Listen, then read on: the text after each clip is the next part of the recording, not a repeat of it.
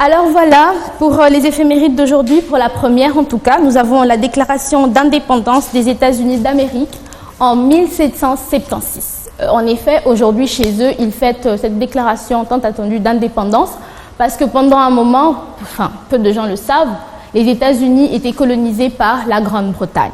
Donc aujourd'hui, ils fêtent cette indépendance qui est pour eux vraiment durement gagnée parce qu'ils ont dû se battre pendant de nombreuses années. Alors, il y a une vidéo explicative pour vous expliquer à peu près le concept de cette indépendance. Et on se retrouve tout de suite pour vous expliquer avec un peu plus de détails. Pour comprendre la Révolution américaine, il faut remonter quelques années en arrière, entre 1756 et 1763, au moment de la guerre de 7 ans. Conflit européen à l'échelle mondiale, il oppose deux coalitions formées d'un côté par l'Angleterre et la Prusse, de l'autre par la France, l'Autriche et la Russie. Chacune de ces alliances sera elle-même soutenue par d'autres nations. Le conflit est l'un des premiers conflits mondiaux de l'histoire, car ces nations s'affrontent sur le continent européen, mais aussi dans leurs colonies. En Amérique du Nord, par exemple, 3 nations sont présentes, l'Angleterre, la France et l'Espagne. À la fin du conflit, le traité de Paris est signé, et pour ceux qui aiment les dates, ce sera le 10 février 1763. Ce traité prévoit que la France cède à l'Angleterre la quasi-totalité de ses colonies américaines. La guerre de 7 ans, on va le voir, sera à l'origine directement ou indirectement de revendications de la part des colons. Tout d'abord, des revendications économiques. La guerre a coûté cher à l'Angleterre. Son roi George III et son parlement, qui ne comptent aucun représentant des colonies américaines, cherchent un moyen de renflouer les caisses. Pendant les 10 années qui suivent le conflit, toute une série de taxes imposées par Londres dans les 13 colonies s'enchaînent. Mais ces taxes passent mal aux yeux des colons car une partie d'entre eux, notamment ceux qui sont dans les villes portuaires, sont dépendants du commerce et toutes ces taxes les contraignent. Ils vont s'organiser, révoltes, pétitions, boycotts. À ces revendications économiques vont s'ajouter des revendications territoriales. Vous vous rappelez de la carte de l'Amérique après le traité de Paris de 1763 ? Non ? Allez, je suis sympa. C'était celle-ci. Eh bien, le roi George III signe en octobre 1763 une proclamation qui réserve aux Amérindiens l'essentiel des terres gagnées sur les Français. Les colons américains reçoivent mal cette décision, car pour eux, ces terres sont importantes pour de nouvelles colonisations, et ils aimeraient pouvoir s'y implanter librement. À ces revendications économiques et territoriales vont s'ajouter des revendications politiques. Les idées des philosophes européens des Lumières se diffusent dans les 13 colonies au XVIIIe siècle. Benjamin Franklin contribuera à cette diffusion, et celui-ci va convaincre le Britannique Thomas Paine d'émigrer en Amérique. Le Sens commun, qu'il signe en 1776, est un pamphlet qui se vendra à près de 150 000 exemplaires en quelques mois seulement. S'appuyant sur les taxes imposées qu'il juge arbitraires et sur la répression anglaise face aux contestations, il plaide pour une liberté politique des 13 colonies. Pour exprimer toutes ces revendications, les colonies envoyèrent des délégués au premier congrès continental en 1774. Mais ce congrès n'ayant pas porté ses fruits, un second se réunit à Philadelphie en 1775. La fin de non-recevoir du roi mènera au conflit armé et à la déclaration d'indépendance de 1776. La guerre d'indépendance qui suivra opposera l'armée britannique, les tuniques rouges, et les forces loyalistes aux Américains, appelés patriotes et organisés en milices. Après quelque temps, les puissances européennes, dont la France et l'Espagne, se décident à rejoindre cette guerre d'indépendance. L'aide française navale et terrestre va contribuer à la victoire américaine, et le conflit se conclut par le traité de Paris de 1783. La Grande-Bretagne ayant reconnu l'indépendance des États-Unis, le jeune pays va se doter d'une constitution en 1787 et définir son mode de fonctionnement politique.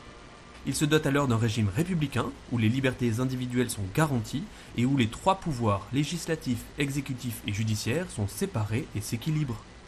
George Washington sera élu président des États-Unis en 1789, mais à l'époque, qui pouvait voter ? Pas les femmes, pas les Amérindiens, pas les esclaves, ni même les plus pauvres. En réalité, seuls 6% de la population pouvaient voter car dans la plupart des 13 États d'origine, le droit de vote était réservé aux hommes âgés de plus de 21 ans possédant des terres. Ces inégalités dans l'accès au suffrage se retrouvent dans d'autres aspects de la vie américaine, et le combat pour les droits civiques de ces catégories de population sera un combat long. Les femmes n'auront accès au vote qu'en 1920.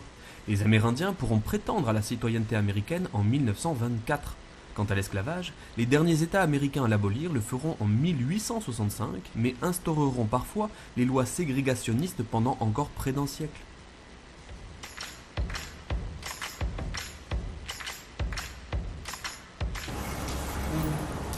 Alors voilà, cette vidéo est un peu plus explicative pour vous apprendre, pour certains qui n'ont peut-être pas appris ou ceux qui viennent de le découvrir, l'indépendance des États-Unis d'Amérique. Alors vous avez vu certaines personnalités célèbres qui ont pu vous faire tiquer ou vous êtes dit que vous les avez déjà vues.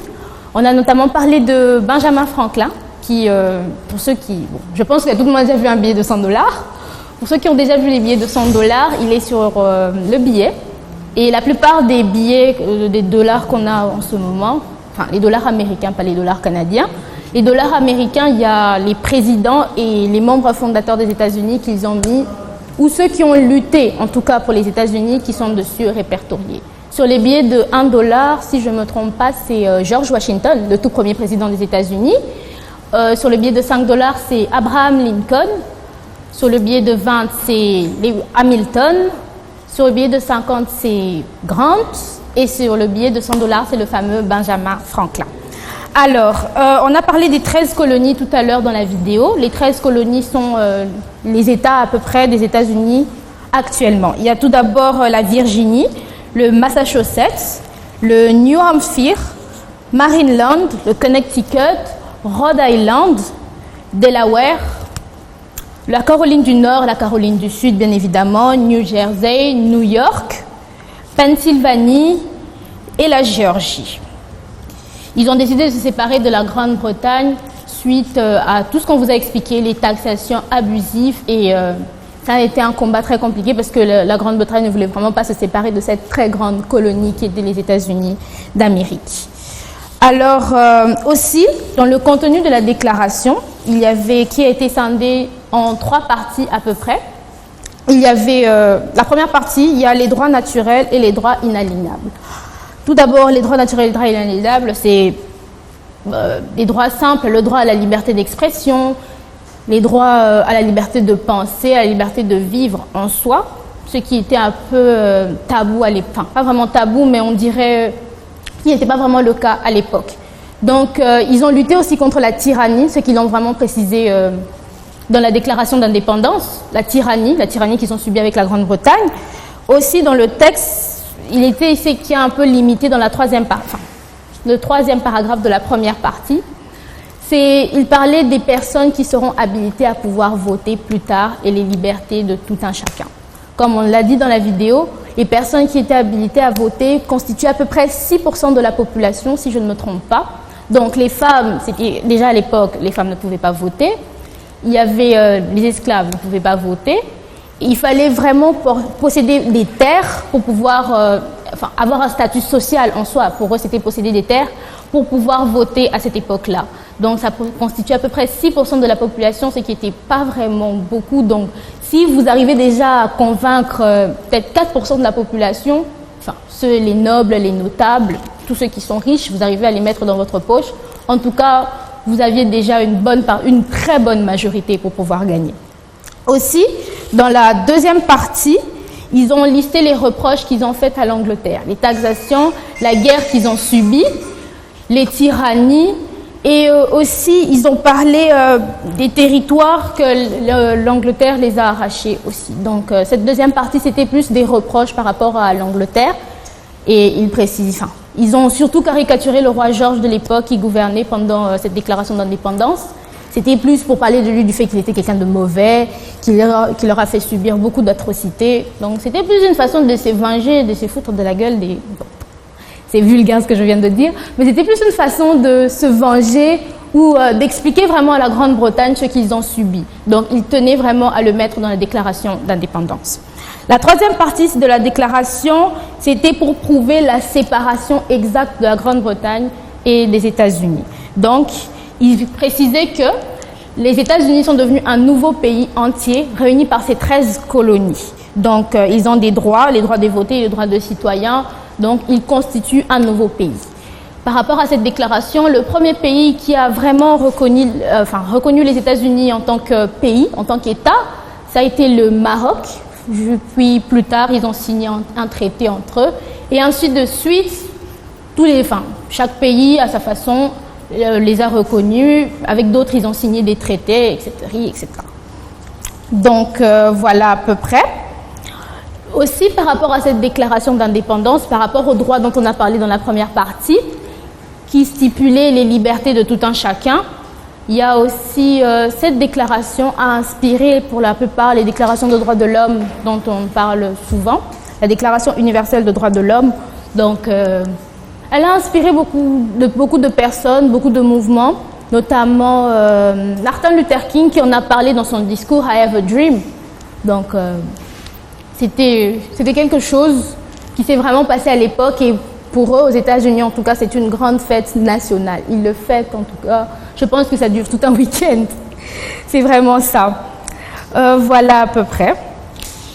Alors, pour la deuxième éphéméride, on a le décès d'une dame, que certains connaissent en tout cas. C'est Marie Curie, la grande Marie Curie. Elle détient 2 prix Nobel de chimie et de physique. Donc, on va parler un peu de Marie Curie. Qui est Marie Curie?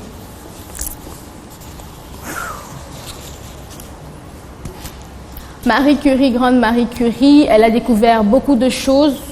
Elle nous a ramené beaucoup d'innovations, notamment par rapport à la radioactivité, qu'elle a découverte avec son mari, Pierre Curie.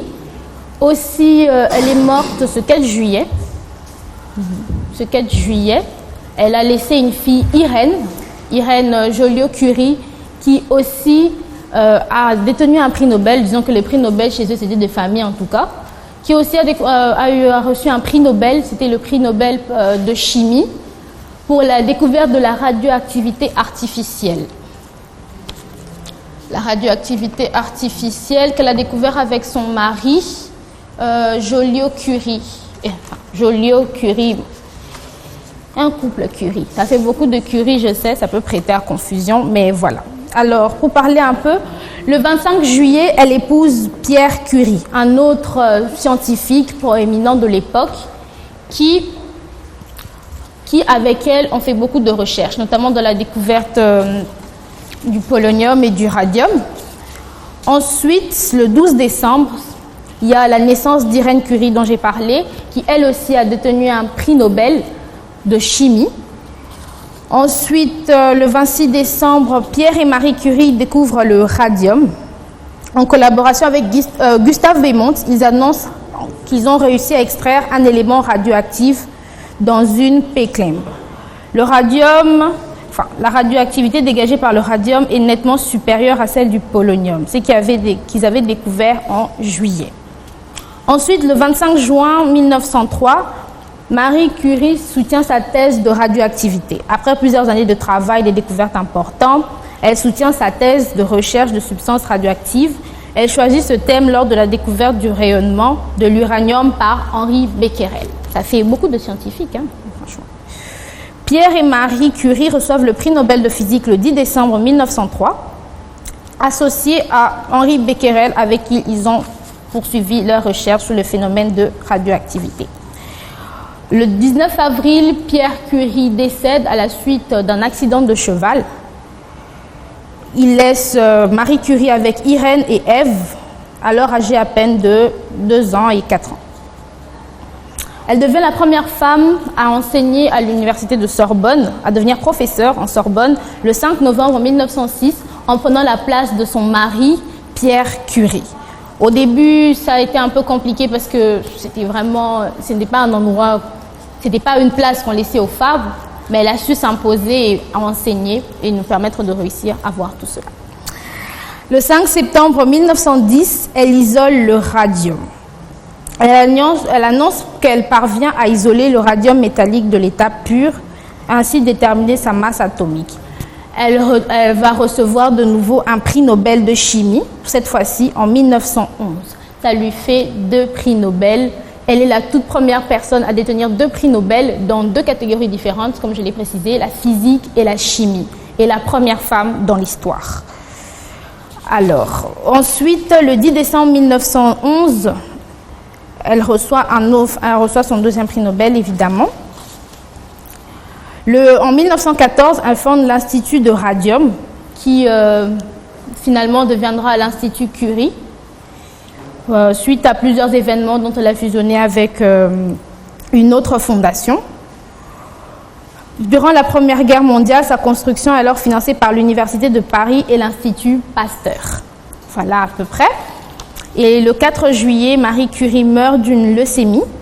C'est au début des années 1920 qu'elle a constaté que la radioactivité qu'elle étudiait était quelque chose de toxique et nocif pour sa santé. Mais c'est vraiment plus tard qu'elle s'est rendue à l'hôpital pour suivre plusieurs traitements, mais c'était vraiment trop tard. Donc c'était vraiment suite à ça, parce qu'elle a remarqué aussi que son mari, avant de décéder, il avait aussi contracté quelques maladies pulmonaires, tout comme elle. Donc elle s'affaiblissait petit à petit, et c'est là qu'elle a vraiment constaté qu'elle tombait malade de plus en plus chaque jour. Et plus tard, le 4 juillet, elle est décédée. Elle a laissé Irène Curie, comme je l'ai dit aussi, qui, à son tour, a reçu un prix Nobel. Donc les prix Nobel, c'était vraiment de famille chez eux, sur la radioactivité artificielle. Voilà à peu près tout sur Marie Curie, sa famille, et je vous invite à aller peut-être poursuivre vos recherches un peu plus personnellement sur Marie Curie, cette grande dame qui nous a produit des avancées scientifiques énormes.